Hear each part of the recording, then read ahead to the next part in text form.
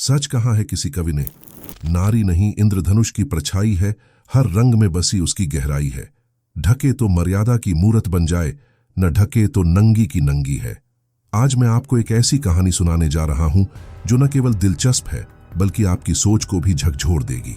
यह कथा है त्रिया चरित्र की। एक ऐसा ज्ञान जो अगर आप इसे पूरी तरह सुन लें तो धोखे से बचना आपके लिए आसान हो जाएगा। क्या आप तैयार हैं अपने जीवन के अनगिनत पहलुओं को बदलने के लिए? तो आइए चलें इस जादुई यात्रा पर, जहां हर मोड़ पर एक नया रहस्य आपका इंतजार कर रहा है। बहुत समय पहले की बात है। किसी राज्य में एक धर्मपरायण और न्यायप्रिय राजा का शासन था। उसकी प्रजा और राज्य की ख्याति दूर दूर तक फैली हुई थी। उस राजा का एक युवा पुत्र था जिसकी आयु मात्र 12-13 वर्ष थी। वह राजकुमार अत्यंत सुंदर और शीलवान था। जब उसकी उम्र 14 वर्ष की हुई तो राजा ने उसकी शादी कर दी। समय के साथ राजा वृद्ध हो गया और उसने सोचा कि अब अपने पुत्र को राज्य की बागडोर सौंप देनी चाहिए। उस समय के परंपराओं के अनुसार राजकुमार ने कई विवाह किए थे। हालांकि वह शिक्षा से विमुख नहीं हुआ और गुरुकुल में नियमित रूप से अध्ययन करता रहा। एक दिन जब राजकुमार गुरुकुल जा रहा था तो रास्ते में उसकी मुलाकात एक सुंदर और रहस्यमयी महिला से हुई जो माथे पर पानी का बर्तन रखकर चल रही थी। उसकी काया में अद्भुत आकर्षण था।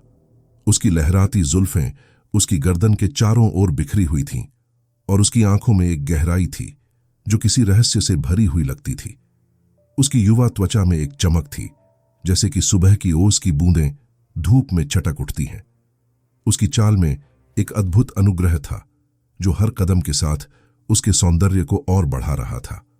उसकी खूबसूरती और गरिमा को देखकर राजकुमार उसके प्रति मोहित हो गया। उसने हिम्मत जुटाई और उससे बातचीत करने लगा। राजकुमार ने कहा, हे देवी, आप इतनी सुंदर हैं, कहाँ जा रही हैं?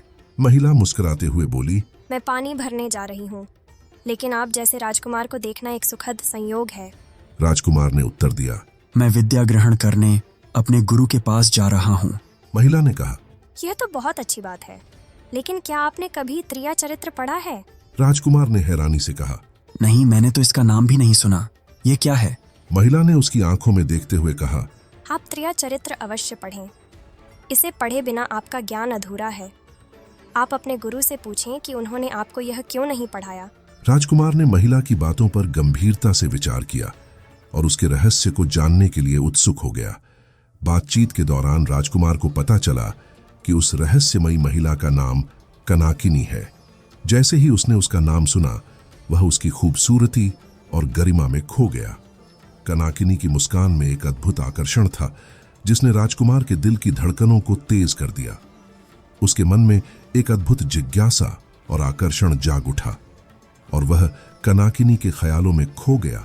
राजकुमार उस रहस्यमयी महिला की बातों से गहरे विचार में पड़ गया और तुरंत गुरुकुल की ओर चल पड़ा। जब वह गुरुजी के पास पहुंचा तो उसकी आंखों में एक आग सी जल रही थी। गुरुजी ने उसकी बेचैनी को भांपते हुए पूछा, बेटा, आज तुम इतने अस्वाभाविक रूप से परेशान क्यों लग रहे हो? तुम्हारी आंखें इतनी लाल क्यों हैं? राजकुमार ने उत्तेजित स्वर में कहा, गुरुदेव, आपने मुझे त्रिया चरित्र क्यों नहीं पढ़ाया? यह इतना महत्वपूर्ण है और आपने मुझे इसके बारे में कभी बताया भी नहीं। गुरुजी ने शांत भाव से कहा, बेटा, त्रिया चरित्र सीखना आसान नहीं है। यह खतरे से खाली नहीं। इसके अभ्यास में तुम्हारी जान तक जा सकती है। राजकुमार ने जिद पकड़ ली, गुरुदेव, मेरी सुरक्षा की चिंता छोड़िए, आप बस मुझे त्रिया चरित्र सिखाइए।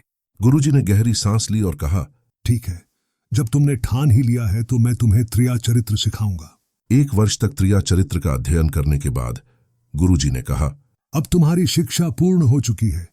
तुम्हें यहां आने की कोई आवश्यकता नहीं। अब राजकुमार के रूप में अपने राज्य को संभालो। गुरुजी ने विदाई के समय राजकुमार को एक विशेष यंत्र दिया और कहा, यह यंत्र तुम्हें किसी भी रूप में परिवर्तित कर देगा। इसे कान में लगाकर आज आधी रात को पूर्व दिशा की ओर जंगल में जाओ। वहां जो भी घटित होगा उस पर ध्यान देना। रात के 12 बजे जब राजकुमार की पत्नियां सो रही थीं, वह अपने कानों में यंत्र लगाकर जंगल की ओर चल पड़ा। वहां उसने देखा कि वही औरत जिसका नाम कनाकिनी था, एक थाली में भोजन लेकर किसी साधु की कुटिया की ओर जा रही थी। राजकुमार को उसकी उपस्थिति पर संदेह हुआ और वह छिपते हुए उसके पीछे चल दिया। कनाकिनी जब साधु के पास पहुंची तो साधु ने पूछा, आज आने में इतनी देर क्यों हो गई? कनाकिनी ने सिर झुकाकर कहा, महात्मा जी, मेरा विवाह हो चुका है और मेरे पति मुझे लेने के लिए आए हैं। इसी कारण मुझे आने में देर हो गई। यह सुनकर साधु का चेहरा गंभीर हो गया और उसने कहा, तो अब तुम अपने पति के साथ जाना चाहती हो? कनाकिनी उत्तर दिया, नहीं महात्मा जी, मैं आपके बिना नहीं रह सकती। साधु ने उसकी ओर तीखी नजर डाली और कहा, तो तुम्हें अपने पति को रास्ते से हटाना होगा। उसने एक बड़ा चाकू निकाला और कनाकिनी की ओर बढ़ा दिया। जाओ, अपने पति की गर्दन काटकर यहां ले आओ, तब मैं तुम्हें अपनी पत्नी बना लूंगा। यह सुनकर कनाकिनी बिना सोचे समझे चाकू लेकर दौड़ पड़ी और सीधा अपने घर पहुंची, जहां उसका पति सो रहा था। कनाकिनी जैसे ही अपने पति की गर्दन काटकर उसे लेकर साधु के पास पहुंची, साधु ने गुस्से में उसकी ओर देखा और कहा, अरे कनाकिनी, तू अपने पति की भी नहीं हो सकी। जिसके साथ तूने 7 फेरे लिए थे, तो फिर मेरी क्या होगी? भाग जा यहां से, और अगर दोबारा मेरे पास आई तो जान से मार दूंगा। साधु की यह बात सुनकर कनाकिनी के पैरों तले जमीन खिसक गई। वह समझ ही नहीं पाई कि क्या करे। बेबस होकर वह अपने पति की कटी हुई गर्दन लेकर घर लौट आई। रात भर वह वहीं बैठी रही और जब सुबह हुई तो पति के मृत शरीर के पास बैठकर जोर जोर से रोने लगी और चिल्लाने लगी, देखो देखो, किसी ने मेरे पति की हत्या कर दी। राजकुमार, जो सारी रात उसका कारनामा देख रहा था, जानता था कि सच्चाई क्या है। गांव के लोग कनाकिनी की चीखें सुनकर उसके घर पर इकट्ठा हो गए। उन्होंने पति के शव को उठाया और दाह संस्कार के लिए गांव के बाहर ले गए। कनाकिनी भी रोती हुई उनके पीछे पीछे चल पड़ी और इसी भीड़ के साथ राजकुमार भी वहां पहुंच गया, जो अब राजा बन चुका था। जब दाह संस्कार के लिए चिता सजाई जा रही थी, कनाकिनी अचानक चिल्लाने लगी, मैं सती बनूंगी। जब मेरे पति ही नहीं रहे तो इस जीवन का क्या मतलब? मैं उन्हीं के साथ सती हो जाऊंगी। राजा उसकी बात सुनकर व्यंग्यपूर्वक मुस्कुराया और कहा, स्त्रिया चरित्र जाने न कोई कसम मारकर सती हुई। यह सुनकर गांव वाले चकित रह गए, लेकिन कनाकिनी समझ गई कि राजकुमार को सारी सच्चाई मालूम है। उसने राजा की ओर देखा और बोली, राजा साहब, आप चाहे जो कहें, लेकिन मुझे एक बात कहने का अधिकार तो दीजिए। राजा ने गंभीरता से कहा, क्या कहना चाहती हो? कनाकिनी बोली, आप जब भी कभी चटाई पर बैठें तो चटाई को झाड़ कर बैठना। राजा हैरान हो गया और सोचने लगा, मैं तो राजा हूं, भला मुझे चटाई पर बैठने की आवश्यकता क्यों पड़ेगी? लेकिन फिर उसने जवाब दिया, ठीक है, अगर तुम कहती हो तो ऐसा ही करूंगा। इतना कहकर कनाकिनी चिता पर चढ़ गई और अपने पति के साथ सती हो गई। राजा ने उनका अंतिम संस्कार करवाया और वहां से लौट आया। रात को राजकुमार ने अपने गुरु के निर्देशानुसार यंत्र को कान में लगाया और उसी स्थान पर जाकर खड़ा हो गया जहां पिछली रात उसने यह सब देखा था। इस बार उसने देखा कि उसकी 7 पत्नियां भोजन की थालियां लेकर साधु की कुटिया की ओर जा रही हैं। ये देखकर राजकुमार के होश उड़ गए और उसके मन में सवाल उठने लगे, आखिर ये सब क्या हो रहा है? मेरी रानियां इस साधु के पास क्यों जा रही हैं? इसी दौरान उसकी एक पत्नी ने उसे दूर से देख लिया, लेकिन यंत्र के कारण वह उसे पहचान नहीं पाई। उसने सोचा कि यह तो कोई साधारण बालक है और उससे कहा, तू इतनी रात को यहाँ क्यों खड़ा है? यहाँ आ और हमारी थालियां लेकर कुटिया तक चल। राजकुमार ने बिना कुछ कहे थाली उठा ली और अपनी पत्नियों के साथ साधु की कुटिया की ओर चल पड़ा। वहां पहुंचकर वह छिपकर यह देखने लगा कि आखिर वह कौन सी कमी है जो उसकी रानियों को उसके प्यार में नहीं मिलती और वे इस साधु के पास आ रही हैं। जैसे ही रानियां कुटिया के अंदर पहुंची, साधु ने राजकुमार को देखा और पूछा, ये कौन है? 7 रानियों ने साधु से कहा, महात्मा जी, यह बालक हमें रास्ते में मिला था और इसने हमारी सहायता की, इसलिए हम इसे अपने साथ लेकर आ गए हैं। इसे आज रात यहीं ठहरने दें, कल सुबह यह चला जाएगा। साधु ने उनकी बात मान ली और अपने शिष्य को बुलाकर कहा, आज रात के लिए इस बालक की रहने की व्यवस्था कर दो। शिष्य राजकुमार को एक कमरे में लेकर गया जहां एक चटाई बिछी हुई थी। उसने कहा, देखो भाई, आज तुम्हें इसी चटाई पर सोना पड़ेगा। इतना कहकर शिष्य वहां से चला गया और राजकुमार कमरे में अकेला रह गया। कमरे में अकेला खड़ा राजकुमार सोचने लगा, आखिरकार आज चटाई पर सोने की नौबत आ ही गई। तभी उसे कनाकिनी की बात याद आई। जब भी चटाई पर बैठने की जरूरत पड़े उसे जरूर झाड़ लेना। राजकुमार ने सोचा, आखिर इस बात में कुछ तो रहस्य होगा। उसने चटाई उठाकर झाड़ा और जैसे ही चटाई हटाई, उसके पैरों तले जमीन खिसक गई। नीचे एक बड़ा भयानक कुआं था राजा ने जैसे ही कुएं के अंदर झांका, उसने देखा कि उसमें कई कैदी बंद हैं जिन्हें किसी ने बड़ी निर्दयता से कैद कर रखा है। उन कैदियों में से एक ने राजकुमार को पहचान लिया और धीरे से कहा, राजा साहब, आप यहां कैसे आ गए? राजकुमार ने उसकी बात सुनकर इशारे से चुप रहने का संकेत किया और फुसफुसाते हुए कहा, धीरे बोलो, कहीं कोई सुन न ले। तभी कैदियों में से एक और व्यक्ति बोला, राजा साहब, आप यहां से जितनी जल्दी हो सके भाग जाइए। हम तो यहां से कभी निकल नहीं पाएंगे, लेकिन आपको मौका मिला है। अगर आप नहीं भागे तो आपका भी यही हाल होगा। ये साधु आपको भी पकड़ दराजकर इस कुएं में डाल देगा।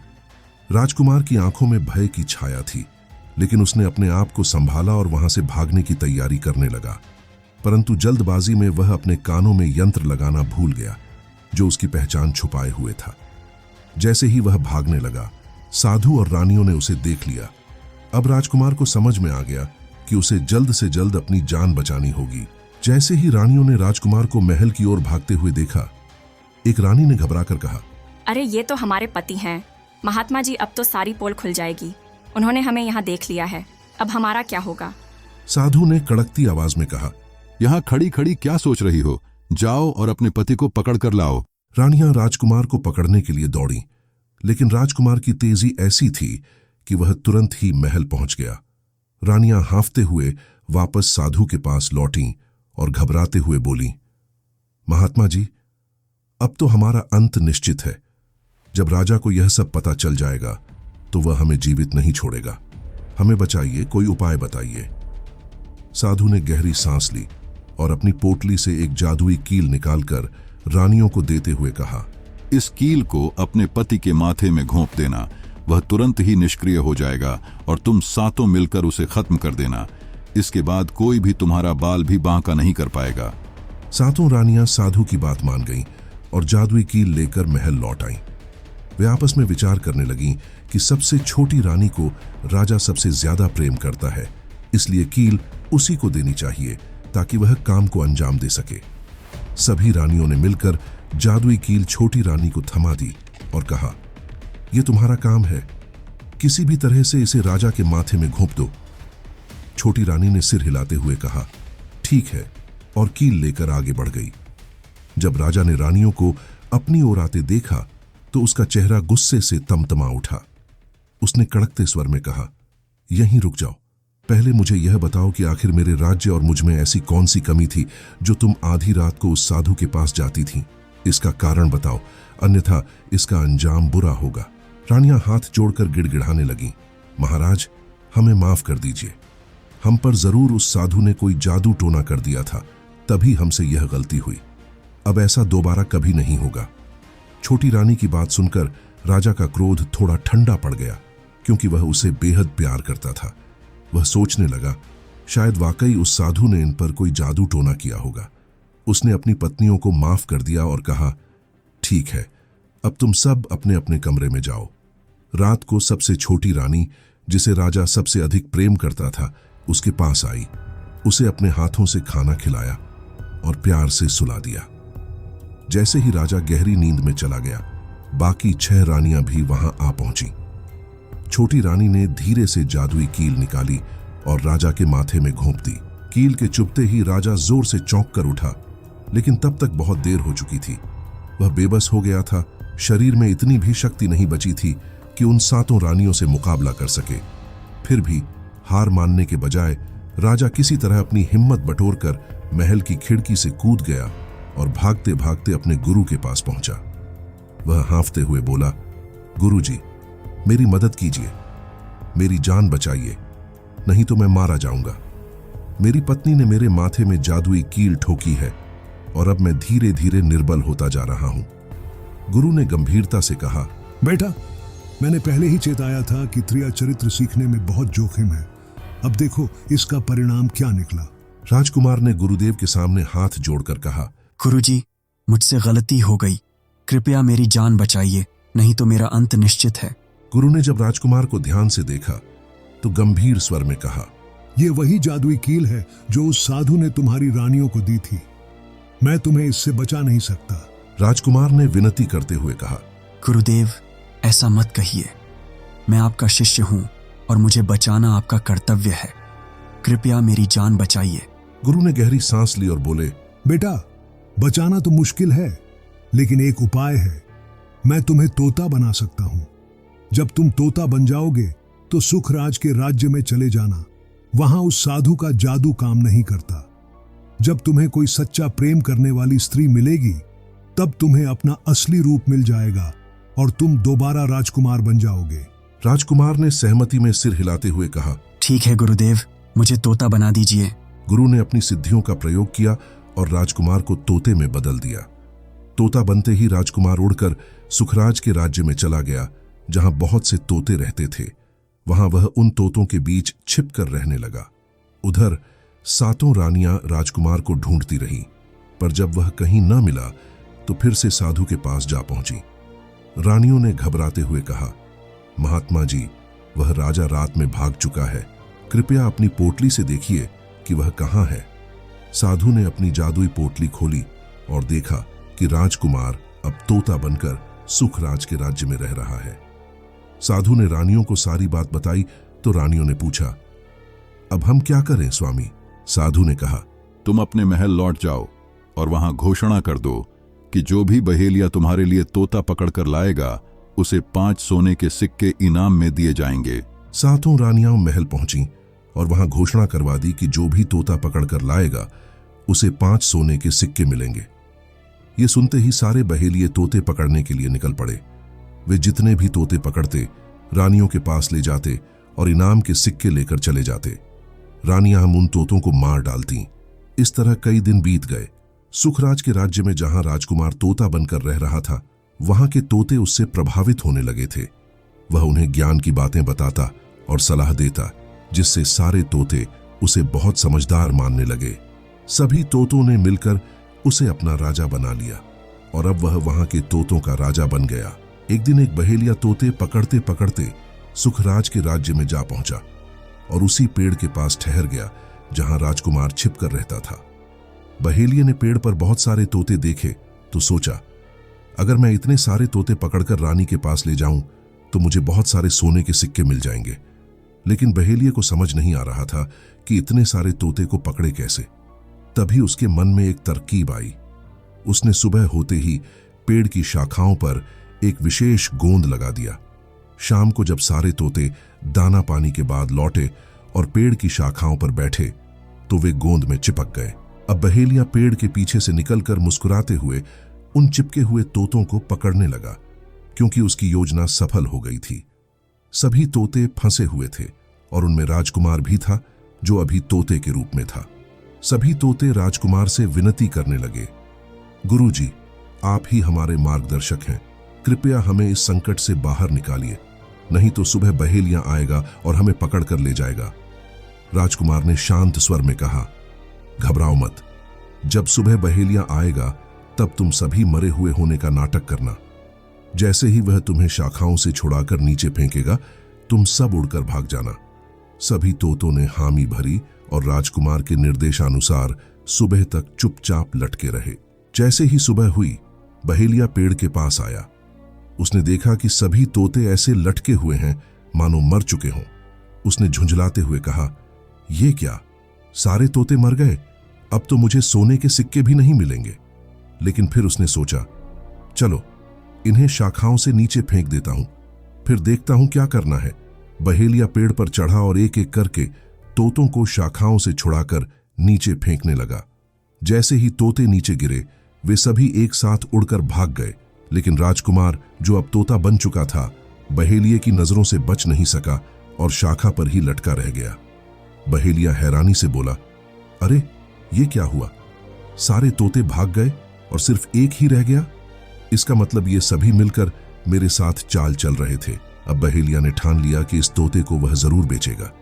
उसने राजकुमार को पकड़ते हुए कहा, अब तो तुम मेरे चंगुल से नहीं बच सकते। मैं तुम्हें रानी के पास बेचूंगा और अपने 5 सोने के सिक्के लेकर ही दम लूंगा। रास्ते में तोता बोल पड़ा, तुम मुझे कहां ले जा रहे हो? बहेलिया ने कहा, मैं तुम्हें रानी को बेचने जा रहा हूं, वहां मुझे 5 सोने के सिक्के मिलेंगे। तोता राजकुमार हंसते हुए बोला, अगर मैं तुम्हें 50,000 सोने के सिक्के दिला दूं तो क्या तुम मुझे बेचोगे? बहेलिया चौंक कर बोला, 50,000 सोने के सिक्के? तुम मुझे इतना धन कैसे दिलाओगे? राजकुमार ने समझाते हुए कहा, राजा सुखराज के राज्य में एक बड़ा मेला लगता है, तुम मुझे वहां बेचने ले चलो, मैं खुद अपना मूल्य बताऊंगा। बहेलिया ने सोचा, अगर यह सच कह रहा है तो मुझे इससे अधिक धन मिल सकता है, और उसने रानी के पास जाने के बजाय सुखराज के मेले में जाने का निश्चय किया। सुखराज के राज्य में यह नियम था कि अगर कोई सामान शाम तक नहीं बिकता तो राजा स्वयं आकर उसे खरीद लेता था। बहेलिया तोते को लेकर बाजार में पहुंचा और हर आने वाले को यही कहता, इस तोते का मूल्य यह खुद ही बताएगा। जब भी कोई ग्राहक पूछता कि तोता कितने का है तो वह तोता अपनी कीमत 50,000 सोने के सिक्के बताता। इतना सुनते ही ग्राहक पीछे हट जाते और किसी ने उसे नहीं खरीदा। दिन ढलने लगा और बाजार खाली होने लगा। बस अब वहां केवल बहेलियां और तोता ही बचे थे। राजा के सिपाही बाजार का निरीक्षण करने आए और देखा कि बहेलिया अभी भी अपने तोते के साथ बैठा हुआ है। सिपाही ने बहेलिये से पूछा, तुम्हारा तोता अब तक क्यों नहीं बिका? इसका मूल्य क्या है? तोता बोल उठा, मेरा मूल्य 50,000 सोने के सिक्के हैं, जो इतना देगा वही मुझे खरीद पाएगा। सिपाही यह सुनकर अचंभित रह गए। उन्होंने जाकर राजा को सारी बात बताई और कहा, महाराज, एक अजीब बात है। एक बहेलिया अपना तोता बेच रहा है, लेकिन वह तोता खुद अपना मूल्य 50,000 सोने के सिक्के बता रहा है। राजा ने यह सुनकर और भी आश्चर्य किया और सोचा, आखिर ऐसा कौन सा तोता हो सकता है जो अपना मूल्य खुद निर्धारित कर रहा है? राजा ने सिपाहियों से पूछा, वह तोता अपना मूल्य कितना बता रहा है? सिपाही बोले, महाराज, वह तोता अपना मूल्य 50,000 सोने के सिक्के बता रहा है। शायद यही कारण है कि उसे कोई खरीद नहीं सका। राजा ने मन ही मन सोचा, अगर मैं इसे नहीं खरीदता तो लोग कहेंगे कि राजा के बाजार में एक तोता भी नहीं बिक सका। राजा ने अपने मंत्रियों के साथ रथ पर सवार होकर बाजार का रुख किया। वहां पहुंचकर उन्होंने बहेलिये से पूछा, इस तोते का मूल्य क्या है? बहेलिया हाथ जोड़कर बोला, महाराज, इसका मूल्य तोता स्वयं बताएगा। राजा ने तोते से पूछा, तोता, तेरा मूल्य क्या है? तोता बोला, महाराज, जो मुझे 50,000 सोने के सिक्के देगा वही मुझे खरीद सकेगा। राजा ने तुरंत अपने सिपाहियों को 50,000 सोने के सिक्के लाने का आदेश दिया और वह बहेलिये को देकर तोते को अपने साथ महल ले गया। यह तोता कोई साधारण तोता नहीं था, बल्कि बहुत बुद्धिमान था, क्योंकि वह असल में एक राजकुमार था। महल में आते ही तोता राजा को ऐसी बातें बताने लगा जो उसे किसी और से नहीं मिलती थीं। जब भी कोई संकट या मुसीबत आने वाली होती तो तोता पहले ही राजा को सूचित कर देता, जिससे राजा उस समस्या से बचने के उपाय कर लेता। धीरे धीरे महल के सभी लोग उस तोते से बहुत प्रेम करने लगे। जब यह खबर रानियों के कानों तक पहुंची कि राजा एक ऐसा तोता लाए हैं जो बोलता है और बहुत ज्ञान की बातें करता है, तो उन्होंने राजा से निवेदन किया, महाराज, हमें भी उस तोते से बातें करने दीजिए, हम भी देखना चाहते हैं कि वह कैसा है। राजा ने मंत्रियों को आदेश दिया कि वे तोते को रानियों के पास भेज दें। रानियां तोते से बातें करके बहुत प्रसन्न हुईं और बोलीं, वाह, यही कारण है कि महाराज ने तुझे 50,000 सोने के सिक्के देकर खरीदा है। तू सच में अनमोल है। राजा की एक सुंदर पुत्री भी थी जो राजकुमारी थी। रानी ने उससे कहा, बेटी, आज से तुम इस तोते का ध्यान रखना और कल इसे अच्छे से नहला देना। राजकुमारी भी उस तोते से बहुत प्रेम करने लगी। अगली सुबह जब वह तोते को नहलाने ले गई तो उसकी नजर तोते के सिर पर एक कील जैसी चीज पर पड़ी। उसे देखकर उसने झिझकते हुए उस कील को निकाल दिया। जैसे ही कील निकली, तोता अचानक से एक सुंदर राजकुमार में बदल गया। राजकुमार को देखते ही राजकुमारी चौंक गई और डर के मारे पीछे हट गई। राजकुमार ने शांत स्वर में कहा, डरो मत, अगर तुम यह कील वापस से मेरे सिर में लगा दोगी तो मैं फिर से तोता बन जाऊंगा और इसकी पूरी कहानी मैं तुम्हें रात में बताऊंगा। राजकुमारी ने तुरंत वह कील फिर से राजकुमार के सिर में लगा दी और वह वापस से तोता बन गया। रात को राजकुमारी चुपके से तोते को अपने कमरे में ले गई और उसके सिर से कील निकाल दी। वह फिर से राजकुमार बन गया। राजकुमार ने अपनी पूरी कहानी राजकुमारी को बताई और कहा, कृपया इस राज को किसी को मत बताना। अगर यह बात किसी को पता चली तो मेरी जान खतरे में पड़ जाएगी। राजकुमारी ने वादा किया कि वह किसी को कुछ नहीं बताएगी, यहां तक कि अपने माता पिता को भी नहीं। दिन में वह तोता रहता और रात में राजकुमारी उसे अपने कमरे में ले जाकर कील निकाल देती, जिससे वह राजकुमार बन जाता। धीरे धीरे समय बीतता गया और राजकुमारी को राजकुमार से सच्चा प्रेम हो गया। इधर राजकुमार की 7 पत्नियां राजकुमार को ढूंढते हुए कई तोतों को मरवा चुकी थीं, लेकिन जो तोता राजकुमार बना हुआ था वह उनके हाथ नहीं लगा। थक हार कर वे फिर से उसी साधु के पास गईं और बोली, महात्मा, हमारे पति अब तक हमें नहीं मिले, अब हम क्या करें, उन्हें कैसे मारें? साधु ने अपनी पोटली खोली और ध्यान से देखा। वह राजकुमार अभी भी तोता बनकर राजा के महल में रह रहा है। साधु ने कहा, तुम एक काम करो, नृत्य कला सीखो। हम सब मिलकर राजा के दरबार में नृत्य कला का प्रदर्शन करेंगे। जब राजा हमसे प्रसन्न हो जाएगा और हमें कुछ मांगने को कहेगा, तब हम उस तोते को ही मांग लेंगे और फिर उसे आसानी से मार देंगे। समय बीतता गया। साधु तबला बजाता और 7 रानियां पूरी नृत्य कला में निपुण हो गईं।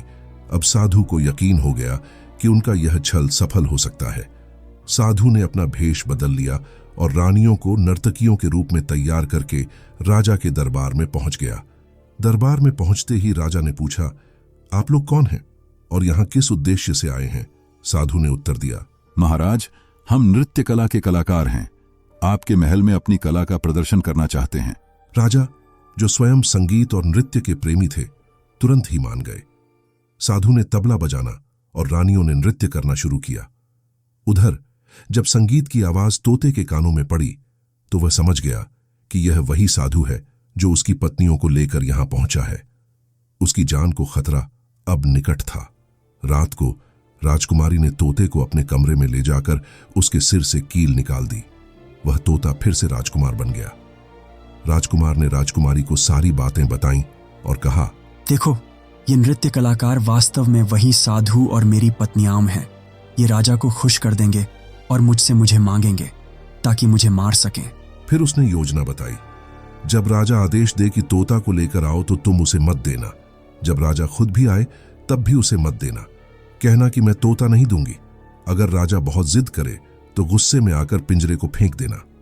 उसके बाद मैं खुद को बचाने का कोई रास्ता ढूंढ लूंगा। राजकुमारी ने सहमति में सिर हिलाया और कहा, ठीक है, मैं वैसा ही करूंगी। अगले दिन नृत्य प्रदर्शन समाप्त हुआ और राजा उन कलाकारों से बहुत प्रसन्न हो गया। उन्होंने कहा, मांगो जो भी तुम चाहो। साधु ने कहा, महाराज, हम आपसे कुछ और नहीं चाहते, बस वह तोता दे दीजिए जो आपने हाल ही में खरीदा है। राजा ने सहजता से उत्तर दिया, ठीक है, यह तोता तुम्हें मिल जाएगा। उन्होंने अपने मंत्री को आदेश दिया, जाओ, उस तोते को राजकुमारी के कक्ष से लेकर आओ। मंत्री राजकुमारी के पास पहुंचा और बोला, राजकुमारी, राजा साहब का आदेश है, वह तोता मुझे दे दो। राजकुमारी ने सख्ती से कहा, मैं यह तोता नहीं दूंगी। मंत्री ने समझाने की कोशिश की, आप हठ मत कीजिए, यह राजा का आदेश है। राजकुमारी ने दृढ़ता से कहा, तुम जाओ और मेरे पिताजी को यहां भेजो, वे स्वयं आकर इसे ले जाएं। मंत्री ने वापस जाकर राजा को सारी बात बताई। राजा स्वयं राजकुमारी के पास पहुंचा और कहा, बेटी, यह तोता मुझे दे दो, इसे नृत्य कलाकारों को देना है। राजकुमारी का जवाब सुनकर राजा को भी आश्चर्य हुआ और अब देखना था कि आगे क्या होगा। राजा ने राजकुमारी से कहा, बेटी, यह तोता मुझे दे दो, मैंने नृत्य कलाकारों से इसे देने का वादा किया है। राजकुमारी ने दृढ़ता से उत्तर दिया, पिताजी, मैं यह तोता नहीं दूंगी। राजा को गुस्सा आ गया। वह बोल उठा, बेटी, कैसी बातें कर रही हो, मैं इसे देने का वचन दे चुका हूं। राजा का क्रोध देखकर राजकुमारी भी गुस्से से भर उठी और झटके में पिंजरे को जमीन पर फेंक दिया। पिंजरा जमीन से टकराते ही टूट गया और तोता अचानक चावल के दाने में बदल गया। जैसे ही साधु ने यह देखा, वह तुरंत कबूतर का रूप धारण कर उन दानों की ओर झपटा ताकि वह राजकुमार को निगल सके। लेकिन ठीक उसी क्षण राजकुमार ने बाज का रूप धारण कर लिया और हवा में झपट्टा मारकर कबूतर को अपने मजबूत पंजों में दबोच लिया। एक ही झटके में उसने कबूतर साधु का अंत कर दिया। यह देख दरबार में मौजूद सभी लोग आश्चर्यचकित रह गए। इसके बाद राजकुमार ने वापस तोते का रूप ले लिया। राजकुमारी ने एक बार फिर उसके सिर से कील निकाल दी और वह पहले जैसा सुंदर राजकुमार बन गया। राजकुमारी ने राजा को सारी घटना विस्तार से बताई। तब राजकुमार ने राजा से कहा, राजा साहब, मैं भी एक राजा हूं और आपकी पुत्री से सच्चा प्रेम करता हूं। मैं उससे विवाह करना चाहता हूं। राजा ने अपनी पुत्री की ओर देखा और पूछा, बेटी, क्या तुम भी इस राजकुमार से विवाह करना चाहती हो? राजकुमारी ने हंसते हुए कहा, हां पिताजी, मैं इनसे प्रेम करती हूं। इस प्रकार राजकुमार और राजकुमारी का विवाह संपन्न हुआ और वे खुशी खुशी राजकुमार के महल लौट आए। राजकुमार ने अपनी पुरानी पत्नियों को उनके विश्वासघात के लिए बंदी गृह में डाल दिया और अपनी सच्ची प्रेमिका राजकुमारी के साथ सुखपूर्वक रहने लगा। दोस्तों, इस कहानी का अंत हमें एक महत्वपूर्ण सीख देता है। जब कोई स्त्री चालाकी, चतुराई या स्वार्थ दिखाते हुए पाखंड और नाटक करती है तो इसे त्रिया चरित्र कहा जाता है।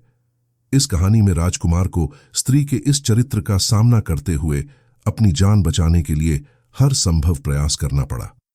जब कोई स्त्री अपने स्वार्थ के पीछे भागती है तो वह अपने सबसे करीब के लोगों को भी धोखे में रख सकती है। आज के समय में भी हमें इस बात का ध्यान रखना चाहिए कि जो लोग हमारे दिल के करीब हैं उनकी असलियत और नीयत की पूरी जानकारी रखें। कहीं ऐसा न हो कि हम उनके स्वार्थ के जाल में फंस जाएं और हर कदम पर धोखा खाएं। दोस्तों, अगर आपको यह वीडियो पसंद आई हो तो लाइक करें, चैनल को सब्सक्राइब करें और इस वीडियो को अपने उन दोस्तों के साथ जरूर शेयर करें जिन्हें त्रिया चरित्र के बारे में नहीं पता। आपकी प्रतिक्रिया हमें कमेंट्स में जरूर बताएं।